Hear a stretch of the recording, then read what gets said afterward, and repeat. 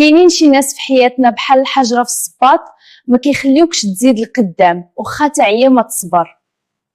اول واحد فيهم هو مشكاك، ديما كيشوف غير نص الخا والكاس وعمره ما قال لك تبارك الله عليك. وثانيهم هو الحسود، كيتسنى غير الوقت باش يطيح بيك وهو قدامك كيضحك وكيبان بحال فرحان بيك. اما الثالث فهو الاناني، كيعرفك غير ملي كتكون عنده المصلحه فيك ومن بعد كيغبر بحال الملحه في الماء. والرابع هو اللي كيبغي يحطم بيك، كل ما قلتي لي عندي حلم ولا بغيت ندير شي مشروع كيقول لك اش داك لشي فيديو واش داك لشي يوتيوب، راه الناس وصاروا وفاتوا. والخامس وهو اخطرهم، اللي عنده جوج وجوه، مع كيندح ويهز بيك وفي ظهرك كيدبح فسمعتك بلا رحمه.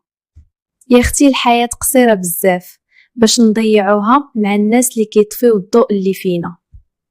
عزي راسك وحطي الحدود وبعدي على اللي ما يستهلكش، حيت اللي كيبغيك بصدق هو اللي كيوقف معاك ويعاونك تكوني احسن نسخه من نفسك، حيت اللي كيبغيك بصدق هو اللي كيهز بيك للفوق.